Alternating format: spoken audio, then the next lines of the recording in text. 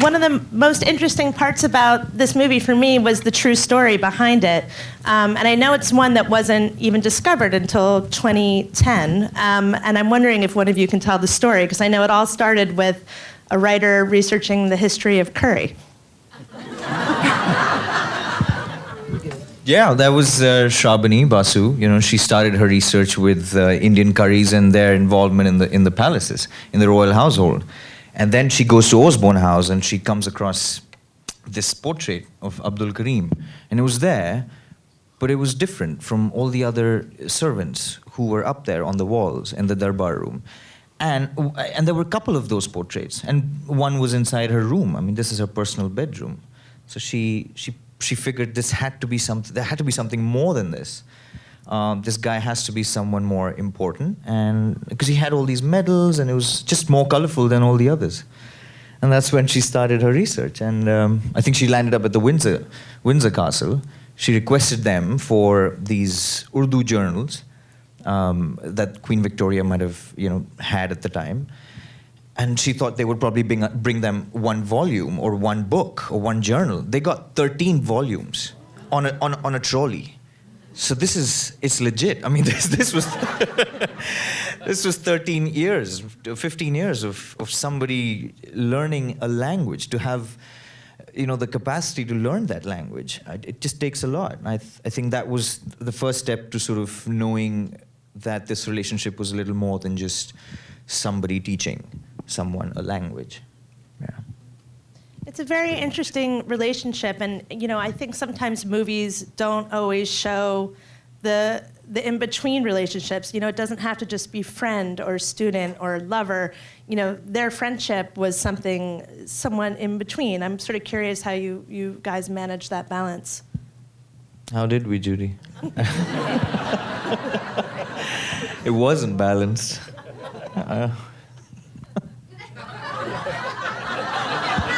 You're good at talking, you talk. No. Well, it is a very, everybody has said, was it love? Were they, well, when you look at it and you think this is a friendship between a woman in her early 80s and a young man in his 20s, a woman who's had a very passionate relationship with her husband and also a very passionate relationship with John Brown. And then he dies. That passion doesn't go away. It's a burning force. It's like the core of a person. If you have that in you, I don't believe that ever goes away. And then suddenly, at the most unexpected time, when she was expected to go on and losing her friends, going on day after day after day, fulfilling all her duties, suddenly she meets this young man who she finds she can talk to and learn from and laugh with and relax with and get rid of all the others. Get rid of all that and let's just sit and teach me a few things. I mean, what could be more understandable than that? And of course that is made up of every kind of love you can imagine. And I'm sure that was the case with Victoria and Abdul. Yeah, it's a very That's sweet ended the relationship. conversation. I think that's just that's great. Well, your director's not here, so we can talk about him freely, I think. Stephen Frears freely, yeah. He has spoken before about, he feels when he casts his movies, I think that's a large part of his job. He trusts his actors to go forth from there. And Judi, you've worked with Stephen Frears many times before, and I'm curious, when he came to you with this project, what were your first thoughts about it?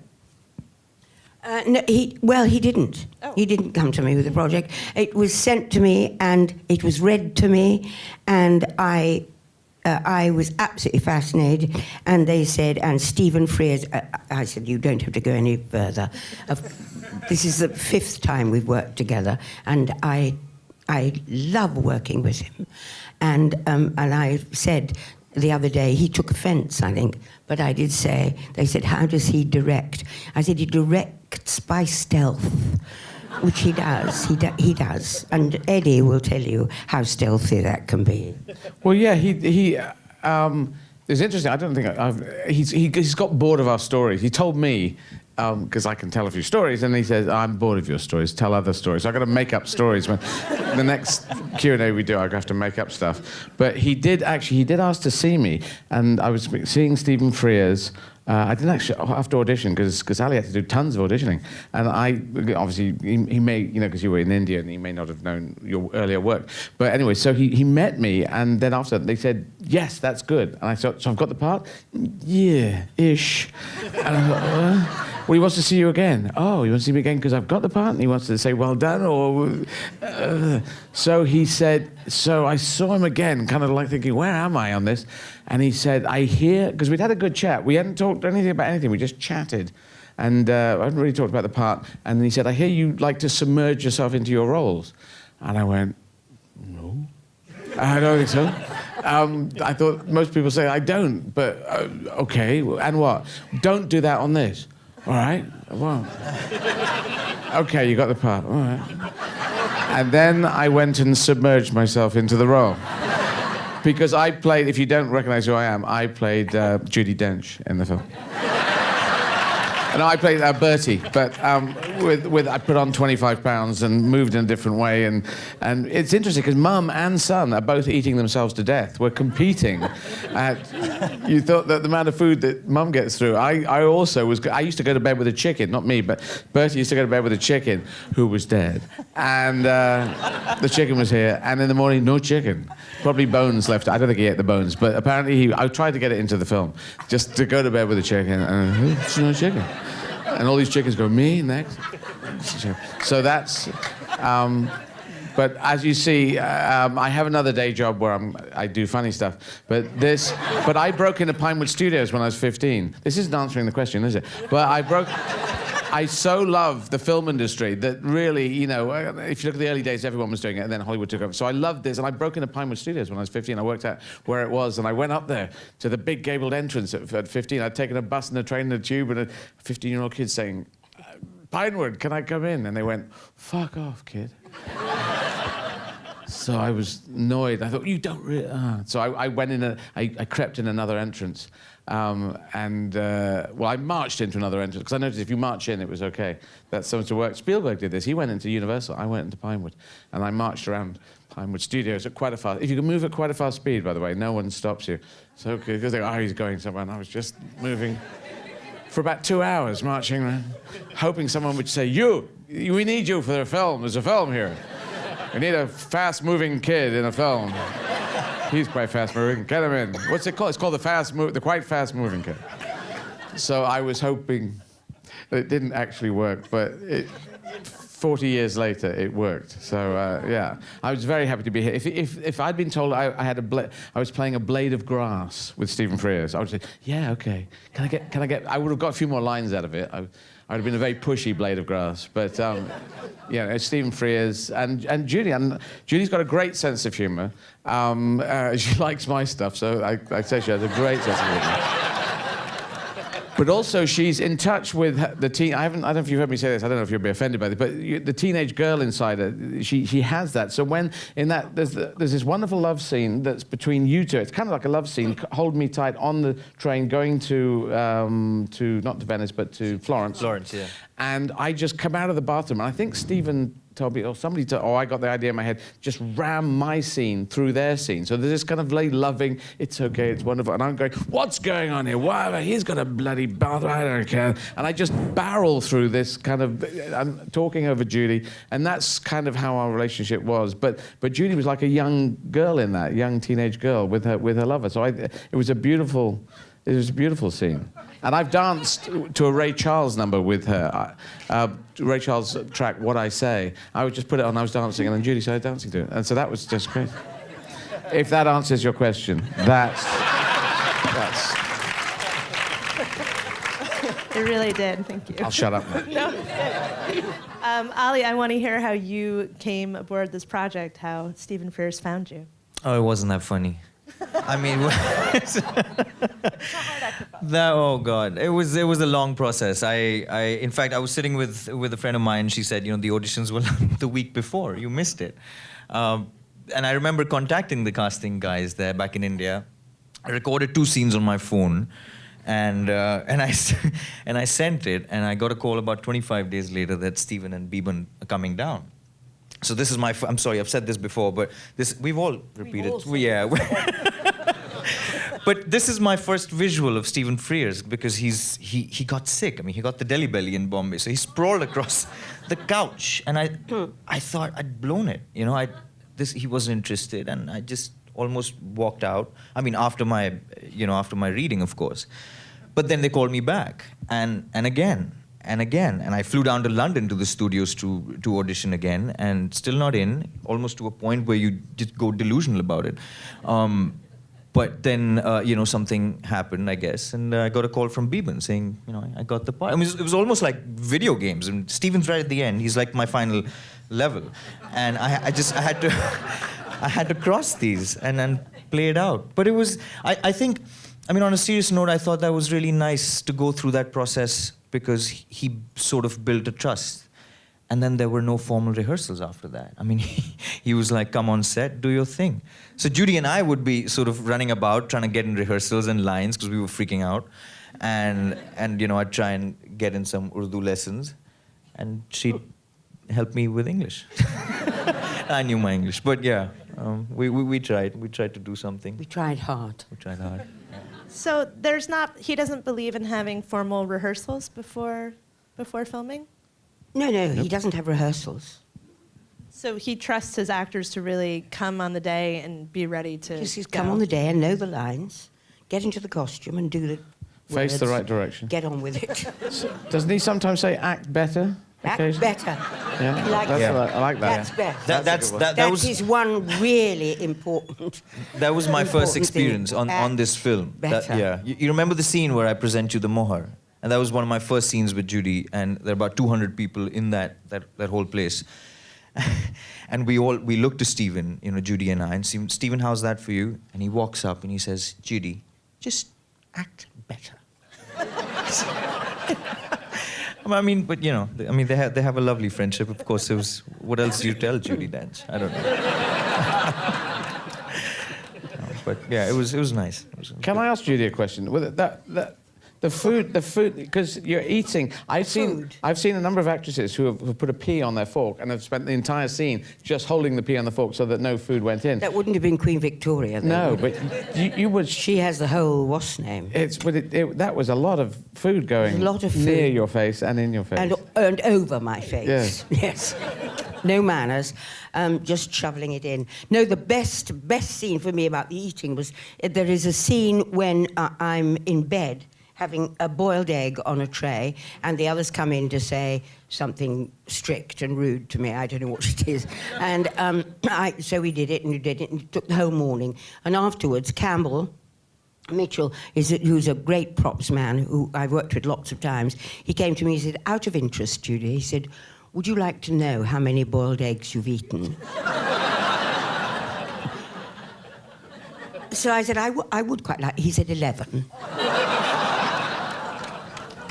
It's true, then. I did eat them. I love your expression when they bring you profiteroles, because they say they love profiteroles, and I thought your choice was so... It's so kind of... I do like these. I better push them in my face, but it's... My face... You don't want to waste a good profiterole. No, but it's a beautiful choice. It's just not... It's not the... Yes, the profiteroles. It's just the... God, shove them in my face. Well, Judi, I feel like you have an advantage having worked with Stephen Frears so many times. Did Eddie and Ali, did you ask her for translations to the Stephen method? No, I particularly... because I came from, I was doing accounting and financial management first. Then I was a sketch comedian. Then I was a street performer. Then I was a stand-up. But all I wanted to be was a dramatic actor. So that's the long, curvy, the other way into dramatic acting. So I actually suffer from a potential lack of confidence on a film set that I used to have, because I've come from such a weird route. So I actually, when I come, I'm not expecting anyone to say like any director to say anything to me. If they do, I'm fine with that. If they say improvise, I'm fine with that. What I want, I've sort of mentally arranged myself so whatever the director, even if they start screaming at me, then I'll probably scream back at them. I have had certain screaming directors, occasionally people say, what the fuck, you know, going on, and then I know now that what I should go, you bugger, you don't fucking know.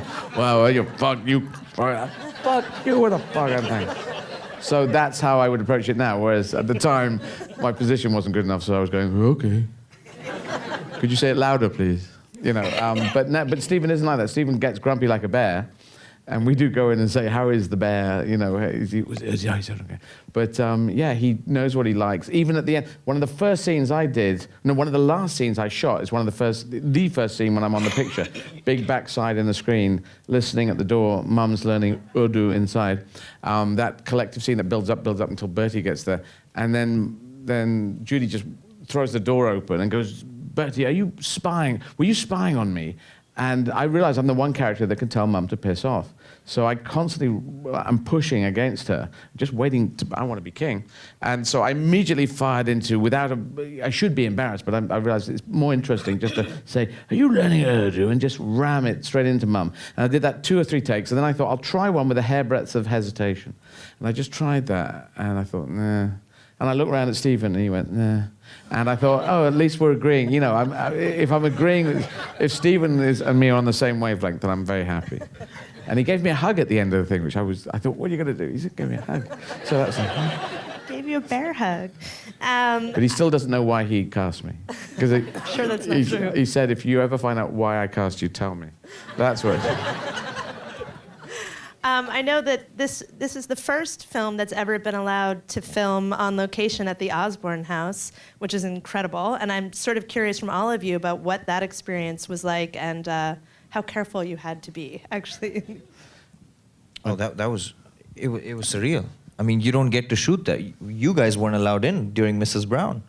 No. It was just In the garden. We were allowed the garden and the beach. Yeah. And that's all. We weren't allowed to step into the house. And I saw it hit all of us because at the same time, because we walked through those corridors, and I mean, Judi was right there on Queen Victoria's study, doing the scene where she was looking out the window. She lived in that house, she built that house, she died in that house, and no one had ever filmed in it. And so that was beautiful. And the English heritage, we were kind of a bit, well, they were very, hang on, no. You know, they were wearing lots of gloves and I mean, we were just a bit naughtier with them. I think we were like actors going, can we just, don't sit there. I played the piano, apparently, which I wasn't supposed to do. And Eddie took us into the Durbar room before we ever started filming. Unknown, really, to anybody. And then we all were in all our gear. Because the public was still being shown around the house. The public were in there. And he took Ali and me, and we all went into the Durbar room. And the public were all looking at things. And then they... and tried to take a photograph, and Eddie said, no! No, in a I didn't even say words, I just leant in and went... Yes.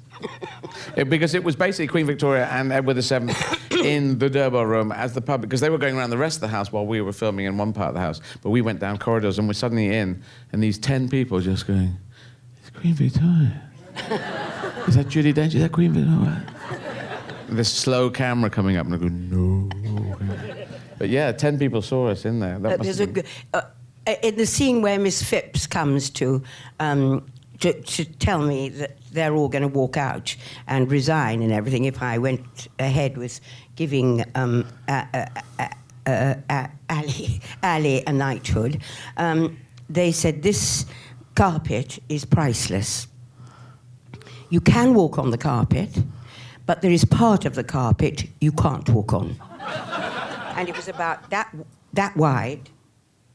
And so a poor Fenella had to come and leap over this little bit and then walk very quietly to the middle. So it was all, you know, very, very careful and look where you know. And also, Stephen said at one point, the two of you are sitting on the sofa. They said, no, not two, only one. So we had to negotiate for sitting on had to the negotiate sofas. for the seat.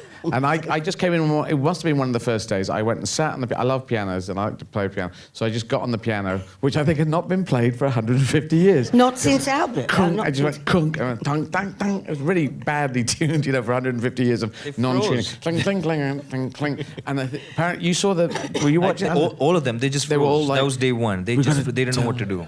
That's They that didn't know what to do guy. with them. Yeah. Got to tell that guy to stop. Whoa. You tell him. I don't. No one did anything, so I'm hammering away. Stuff. What's going on here? Some of these notes are crap.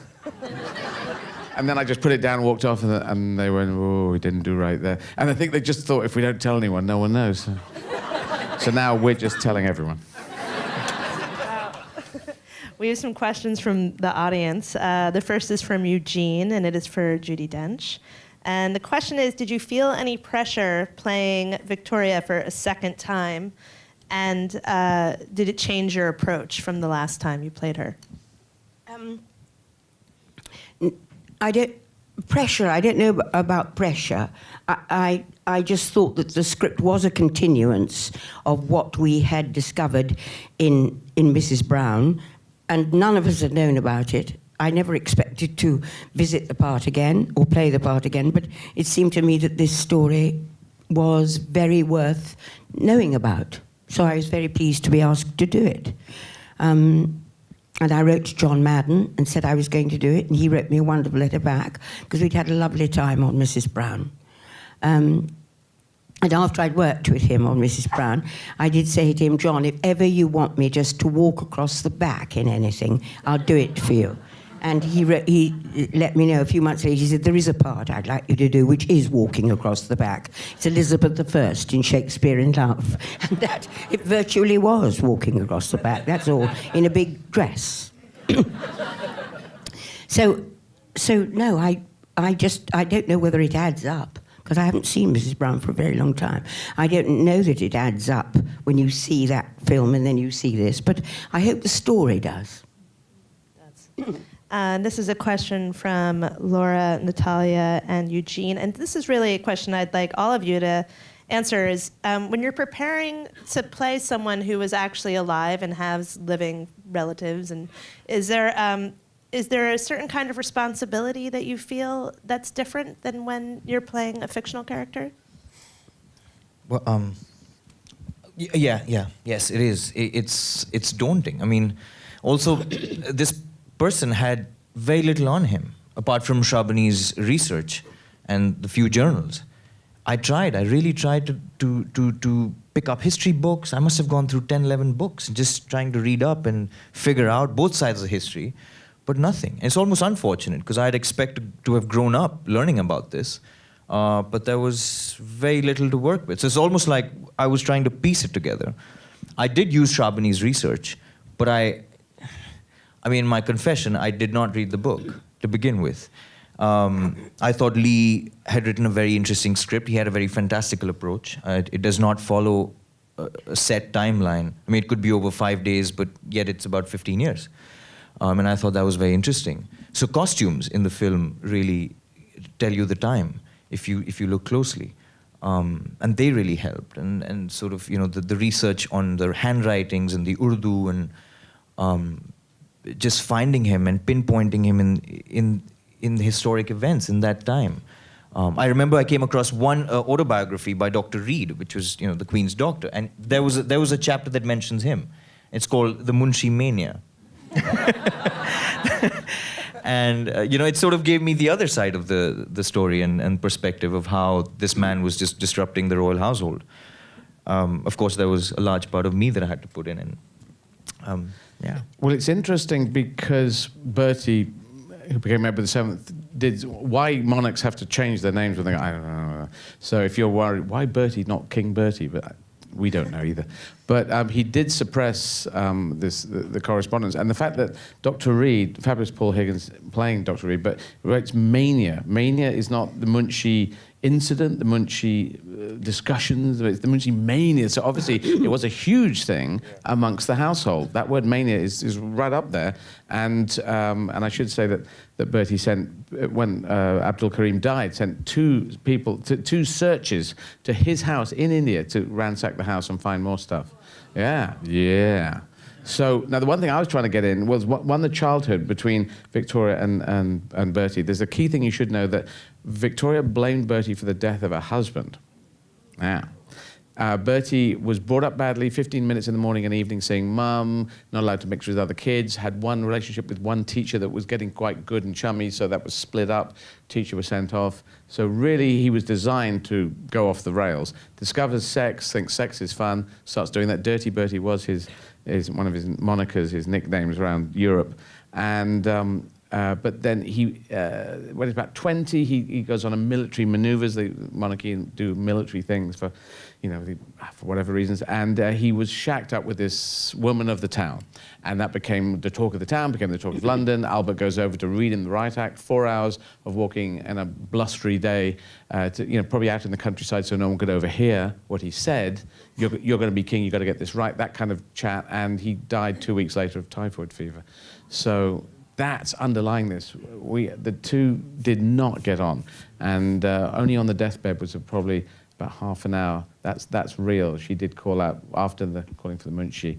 Bertie was asked for, and there was about maybe a half an hour in 60 years of life.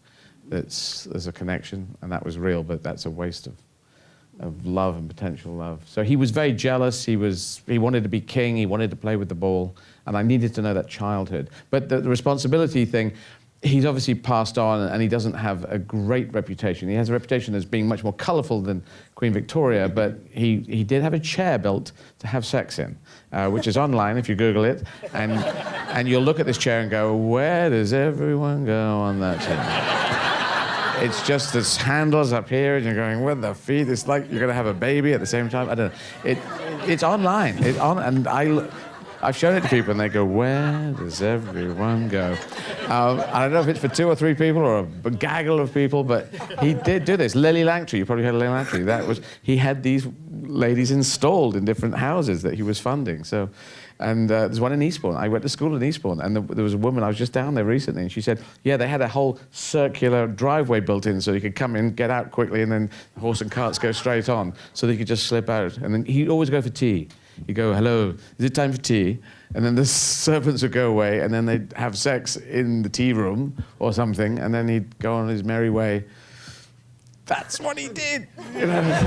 So he was not a fun guy. But the truth of that was none of that is underpinning. I've just come from Monte Carlo. Is the entire hint of the gambling and the sexual escapades. But Mum does say he's an embarrassment. He's such an embarrassment, and that's me. And but then I get really serious. It gets really serious when I realise this guy's getting in the way. Give Mum an extra 10 years of life, probably. Victoria has an extra 10 years of life, probably. I think he could use a whole movie about Bertie at this point. I know, the Bertie, it's a sequel. Yeah. Bertie and the Munchie, more stuff. Sorry, you've got to... Now it's your turn. Now you've got to... No, the responsibility to a living person, of course, or a person who has been living, you just have to hope that you get as many facts as you can find out and you read about and you're told about that person. It's all right with Elizabeth I. We kind of, she's quite a way back. And then there's Victoria, who's rather nearer. But the hardest thing I found was playing Iris Murdoch, who had not long before died, a while. But, there were a lot of people who knew her and were friends of hers. And I felt a huge responsibility when I played Iris, enormously helped by Richard Eyre, who directed it, and Jim Broadbent, who played John, because both their mothers had died and had Alzheimer's. So all the questions I asked and wanted to ask, I asked of both of them, because there was no other way, really, for me to find out. And so that was a very personal link to people with Alzheimer's and how they behaved and how people responded to them, and then you have to hope that you got something of the flavour and sense of that person. It's an incredible movie as well, Iris. Do I have time for one more? Yep. All right, so this will be the last question. This is for Judi Dench from Elliot. I'm going to read the whole question. It is a known fact that you are a national treasure in the UK. You are... and as well as the United States. And that being said, have you been up to any mischief lately? No, none. Absolutely none. I'm mischief-free. Oh, yeah. Except that I have, last week, learnt to rap with Liesl Bizzle. Liesl Bizzle and Emmanuel Frimpong both brought out a clothing thing with Dench on it, which doesn't mean Judi Dench, it means something else. I don't know what it means. Anyway, they bring it all out, and my grandson wears it. And so he said, he's a Liesl, well, you all know, but I didn't know, that Liesl Bizzle is a rapper. And so he said, would you rap with me? I said, sure. How was Mr. Bizzle? Terrific. And was he lethal? He wasn't lethal in the slightest. Okay. Charming Bizzle. Amazingly charming Bizzle is what he is, yes. Well, Heaven. I just want to congratulate you all on the film again, and thank you so much for coming. Let's give them another hand.